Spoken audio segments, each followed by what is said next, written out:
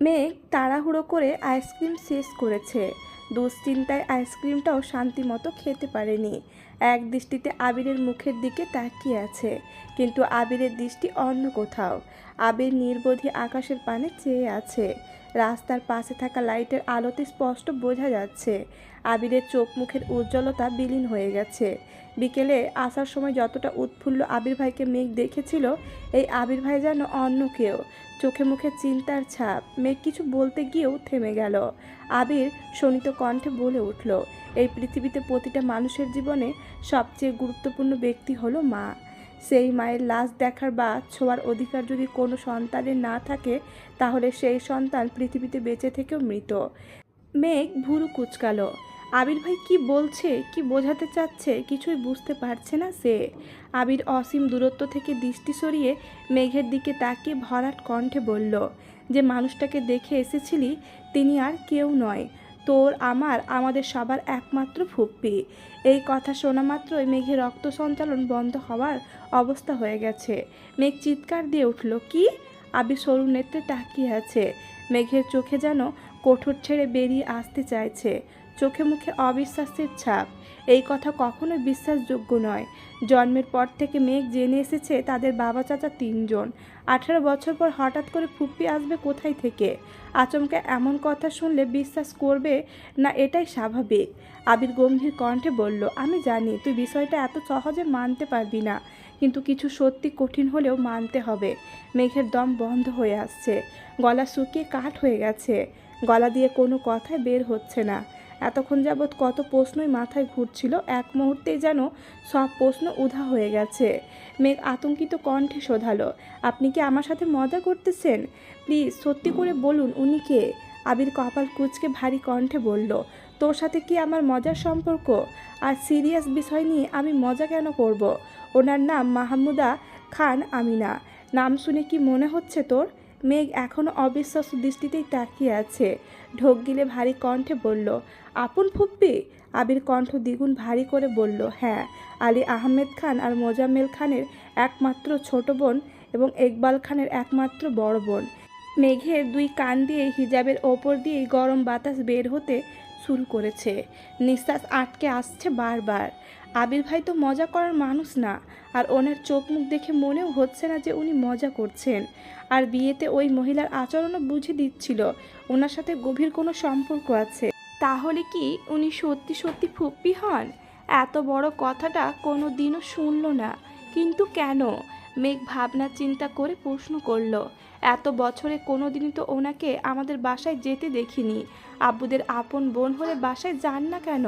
আবির মৃদু হাসল, ভরাট কণ্ঠে বলল, ওনাকে বাসায় যেতে দেখবি কিভাবে?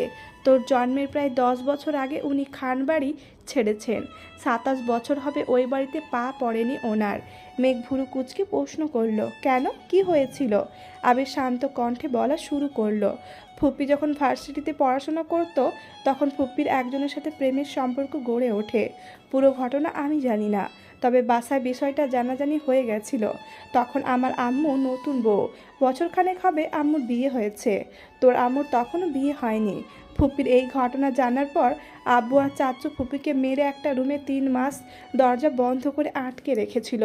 তখন দাদু বেঁচে ছিলেন, তবে অসুস্থ ছিলেন, কথা বলতে পারতেন না। আম্মু দাদুর যত্ন করত, আবার ফুপ্পির দেখাশোনাও করত। ফুপ্পি আম্মুর হাতে পায়ে ধরে অনেক কান্নাকাটি করেছে, কিন্তু আম্মুর কিছুই করার ছিল না। 3 মাস ফুপ্পির ওপর 2 ভাই অত্যাচার করেছে, যেন ওই ছেলেকে ভুলে যায়। এক পর্যায়ে ফুপ্পি খাওয়া দাওয়া বন্ধ করে দেয়, ধীরে ধীরে অনেক বেশি অসুস্থ হয়ে পড়ছিল। চিকিৎসা করে ফুপিকে কিছুটা সুস্থ করার পর ফুপি বাড়ি থেকে চলে গেছিল। ভাইদের অত্যাচারে সেই যে বাড়ি ছাড়ছিল, আর কোনোদিন বাড়িতে ঢুকতে পারেনি। বাড়ি থেকে পালিয়ে গিয়ে ফুপাকে বিয়ে করে বছরখানেক ঢাকাতেই ছিল। চিঠির মাধ্যমে আম্মুর সাথে কয়েকবার যোগাযোগও করেছিল। ফুপি বাড়ি ছাড়ার 1 বছরের মাথায় দাদু মারা গেছেন। ভাগ্যক্রমে তখন মেজো মামা আমাদের বাসায় ছিল, ঢাকা চাকরির পরীক্ষা দিতে আসছিল। আম্মু মেজো মামাকে ফুপির বাসার ঠিকানা দিয়ে দাদুর মৃত্যুর খবর পাঠিয়েছিল। এই কথা আব্বুরা কেউ জানতো না। ফুপি ফুপা 2জনেই আসছিল দাদুকে দেখতে। তখন আসিফ ভাইয়া ফুপির পেটে ছিল। খান বাড়ির চৌখাটে পা রাখতেই আব্বুর চোখ পড়ে দরজায়। চিৎকার দিয়ে 1 সেকেন্ডেই দাদুর লাশ চাদর দিয়ে ঢেকে রান্নাঘর থেকে দা নিয়ে বের হয়েছিল। যদি ফুপি চৌখাট পার হবার চেষ্টা করে তাহলে খুন করে ফেলবে। বাড়ি ভরা মানুষ থাকায় আব্বুকে আর চাচ্চুকে সবাই আটকে রাখছিল, না হয় সেদিন খুনাখুনি হয়েই যেত। কত কত মুরব্বীরা উপস্থিত ছিল, কিন্তু আব্বুর মাথা সেদিন কেউ ঠান্ডা করতে পারেনি। দাদুর লাশ ছোঁয়া তো দূর, ফুপিকে লাশ দেখতে পর্যন্ত দেয়নি। লাশ দাফন করে বাড়িতে পা রেখে প্রথম প্রশ্ন এটাই করেছিলেন, আমিনারে খবর দিচ্ছে কে। মায়ের মৃত্যুর শোকের থেকেও সেদিন 1000 গুণ বেশি তীব্র ছিল ওনার রাগ। কোনোভাবে জানতে পারছে আম্মু খবর পাঠিয়েছে। সেই দিন সেই অবস্থাতেই আম্মুকে বাড়ি থেকে বের করে দিয়েছিল, অথচ ফুপি ওনার মায়ের পেটের বোন। সেই বোনকে খবর দেওয়ার শাস্তিস্বরূপ আম্মুকে 2 মাস নানা বাড়িতে থাকতে হয়েছিল। একদম সংসার ভাঙার পর্যায়ে চলে গেছিল। তখনকার সময়ে সংসার ভাঙা আম্মুর পক্ষে বা নানা বাড়ির মানুষের পক্ষে মেনে নেওয়া সম্ভব ছিল না। তারপর নানা, বড় মামা, আত্মীয় স্বজনরা অনেক বুঝিয়ে 2 মাস পরে আম্মুকে বাসায় নিয়ে আসছে। আব্বুর শর্ত একটাই ছিল, আর কোনোদিন ফুপুর সাথে যোগাযোগ করতে পারবে না। নিজের সংসার বাঁচাতে বাধ্য হয়ে সেই শর্ত মেনে নিয়েছিল আম্মু। মেজো মামা ফুপির বাসায় গিয়ে সব ঘটনা বলে আসছিল। সেই দিন থেকে আজ পর্যন্ত ফুপির সাথে বাসার কারোর যোগাযোগ নেই। মেঘ এতক্ষণ যাবৎ বিস্ময়কর দৃষ্টিতে আবিরের মুখে পানে তাকিয়েছিল। নিজের বাড়িতে এত বড় রহস্য লুকিয়ে আছে, অথচ সেই কিছুই জানে না। আবির গলা খাখারি দিয়ে গম্ভীর কণ্ঠে বলল, তুই আমায় পাষাণ হিটলার বলিস, অথচ আমার থেকেও বড় মাপের হিটলার এত বছর যাবৎ খানবাড়িতে রাজত্ব করে আসছেন। যাদের কথার ওপর কারো কথা চলে না, যাদের ইচ্ছের বিরুদ্ধে কেউ কিছু করতে পারে না। ফুপি নিজের পছন্দের মানুষকে বিয়ে করার অপরাধে মায়ের লাশ দেখার অধিকারটাও পর্যন্ত হারিয়েছেন। 18 বছর যাবৎ বাবার বাড়ি পা রাখতে পারেন না। কতটা নিষ্ঠুর হলে মানুষ এমন কাজ করতে পারে? মেঘ দীর্ঘশ্বাস ছেড়ে প্রশ্ন করল, আপনি ফুপ্পুকে কিভাবে চিনেন? আবির শ্বাস ছেড়ে পুনরায় বলা শুরু করলো, আমি ওনার সম্পর্কে জানতাম না। ছোটবেলা একবার আম্মু পুরাতন জিনিসপত্র বের করছিলেন, তখন একটা অ্যালবাম বের হয়েছিল। আমি অ্যালবামটা খুলে দেখেছিলাম। আম্মু আব্বুর বিয়ের ছবি থেকে শুরু করে দাদা, দাদুর, চাচ্চুর, মোটামুটি অনেকের ছবি ছিল। যেহেতু ছোট ছিলাম, আগ্রহ নিয়ে ছবিগুলো দেখছিলাম আর সবাইকে চেনার চেষ্টা করছিলাম। হঠাৎ কয়েকটা ছবি চোখে পড়ে। ছবিগুলো দেখে চিনতে পারছিলাম না বলে আম্মুকে জিজ্ঞেস করছিলাম। আম্মু কিছু বলার আগেই আব্বু রুমে চলে আসছিল। আব্বু আমার হাত থেকে অ্যালবাম নিয়ে আমায় পড়তে বসতে বলেন। আমিও চুপচাপ পড়তে চলে গেছিলাম। এই বিষয়ে আর ভাবিনি। তার কয়েক বছর পর দেশ ছাড়ার আগে আব্বু আম্মুর কিছু কাগজপত্রের দরকার ছিল। আমি তখন আব্বুর ফাইলে কাগজ খুঁজছিলাম। তখন একটা ফাইল চোখে পড়ে।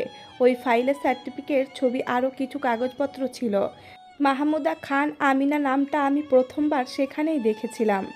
বাবা মায়ের নামের জায়গায় দাদা দাদুর নাম লেখা ছিল।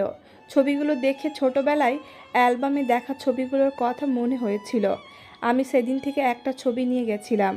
আম্মুকে একবার জিজ্ঞাসাও করেছিলাম, কিন্তু আম্মু বলছিলেন আম্মু কিছু জানে না, আর এই বিষয়ে যেন আর কোনোদিন কাউকে কিছু জিজ্ঞেস না করি। তখন কিছুদিন আমার মাথায় বিষয়টা ঘুরছিল। পরে ভাবছি হয়তো মারা গেছেন, তাই আম্মু জানে না বা জিজ্ঞেস করতে না করেছেন।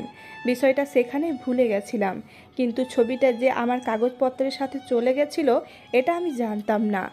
ওইখানে গিয়ে ছবিটা দেখে ফেলতেও ইচ্ছে করছিল না, তাই আব্বু আম্মুর ছবির সঙ্গে রেখে দিয়েছিলাম। তবে কোনোদিনও এই বিষয় নিয়ে ভাবি নাই। কথাগুলো শেষ করে আবির একটু থামলো। মেঘ জিজ্ঞাসু চোখে চেয়ে থেকে আস্তে করে বলল, তারপর গত বছরের শেষ দিকে জান্নাত আর আসিফ ভাইয়াকে নিয়ে একটু ঝামেলাই হয়েছিল। তখন রাকিব আমাকে আসিফ ভাইয়ার ফেসবুক আইডি পাঠিয়েছিল। ওইখানে কভার ফটোতে একটা ছবি ছিল। কেন জানি আমার ছবিতে থাকা মহিলাটাকে খুব পরিচিত মনে হইতেছিল। আমি রাকিবকে বলে আসিফ ভাইয়ার বায়োডাটা সংগ্রহ করি। ওইখানে আমি দ্বিতীয়বারের মতো নাম দেখি, মাহমুদা খান আমিনা। সেই দিন প্রথমবারের মতো আমি বড়সড় ধাক্কা খাইছিলাম। আমি সব কিছু খুঁজে সেই পুরনো ছবিটা বের করে বারবার ফেসবুকের ছবির সাথে মিলিয়েছিলাম। অস্থিরতায় সেদিন প্রায় মরতে বসেছিলাম। নিজের চোখকে বিশ্বাস করতে পারছিলাম না। বিশ্বাস করতে কষ্ট হচ্ছিল যে আমার একজন ফুপ্পি আছে, তাও আবার জীবিত। সেই দিন পরিস্থিতি সামলানোর বিন্দুমাত্র শক্তি ছিল না আমার। সেই রাতেই তানবীর আর রাকিবকে আসিফ ভাইয়ার বাসায় পাঠিয়েছি। আমি ফুপ্পির সাথে সেই দিন প্রথমবারের মতো ফোনে কথা বলেছিলাম। নাম পরিচয় বলার পর ওনার সেই কি কান্না! তানবীরকে আঁকড়ে ধরে অনেক কেঁদেছিল। ফুপ্পির ২৮ বছর চেপে রাখা সব কষ্ট কান্নায় পরিণত হয়েছিল। তারপর বেশ কয়েকবার কথা হয়েছে ওনার সাথে। বারবার জিজ্ঞেস করেছি ঘটনা বলতে, কিন্তু বলেননি। বলছেন আমি দেশে ফিরলে বলবো। দেশে ফেরার কয়েকদিনের মধ্যেই আমি তানবীর আর রাকিব ওনাদের বাসায় গেছিলাম। সেখানে গিয়ে সব ঘটনা শুনেছি। মেঘ আগের তুলনায় কিছুটা স্বাভাবিক হয়েছে।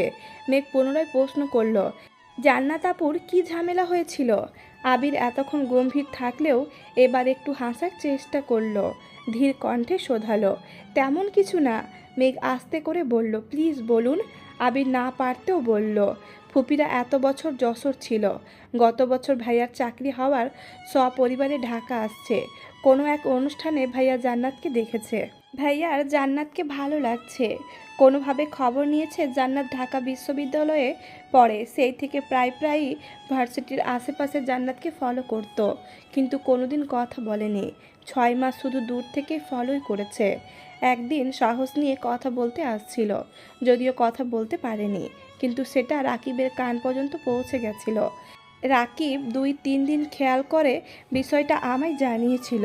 রাকিবের ভাইয়াকে পেটানোর চিন্তা ভাবনা ছিল। আমাকে জানানোর পর আমি বলছিলাম ছেলেটার একটু খোঁজ নিতে, যদি সমস্যা মনে হয় তাহলে পেটাতে। রাকিব খোঁজ নিয়ে জানতে পারছে ভালো জব করে, অফিসের সবার সাথে নম্র ভদ্র আচরণ করে। সেখান থেকে ফেসবুক আইডি সংগ্রহ করে আমায় দিয়েছিল। যাকে পেটানোর প্ল্যান ছিল সে আমার ভাই হয়ে গেল।